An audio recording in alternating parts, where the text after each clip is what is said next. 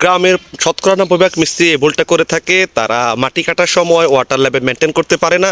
তারা মনে করে সবগুলো ফুটিংয়ের একই হাইটের গভীরতায় আপনার মাটি কাটা হবে, কিন্তু সেটি আসলে সত্য নয়। আমাদের কনস্ট্রাকশন সাইটটির আঁকাবাঁকা উঁচু নিচু হতে পারে, সেই জন্য আমরা ওয়াটার লেভেল মেনটেন করে ইজিএল থেকে সবসময় মাটি কাটাটা নির্ধারণ করব। দেখতে পাচ্ছেন আমরা ওয়াটার লেভেল মেনটেন করে মাটি কাটা নিশ্চিত করতেছি। এতে আমাদের সবগুলো বেসের বটম সারফেসটি একই ডেপথে থাকবে। এটি স্ট্রাকচারালের জন্য খুবই জরুরি একটি বিষয়। তাই যারা আপনারা কনস্ট্রাকশন কাজ করবেন তারা অবশ্যই ওয়াটার লেভেলটি মেনটেন করে মাটি কাটার চেষ্টা করবেন।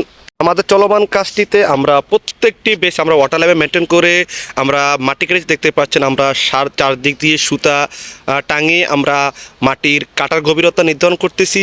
এতে কি হবে, মাটির সবগুলো বেসের সারফেস লেভেলটি সমান হবে এবং এটি কাজের গুণগত মান বজায় রাখবে। তাই আপনারা যারা কাজ করবেন তারা মাটি কাটাটা এইভাবে বুঝে নেবেন, এতে আপনার কাজটিও সঠিক হবে এবং আপনার বিল্ডিংটি স্ট্রাকচারালি বিল্ডিংটি অনেক শক্তিশালী হবে। সবাইকে ধন্যবাদ, ভালো থাকবেন।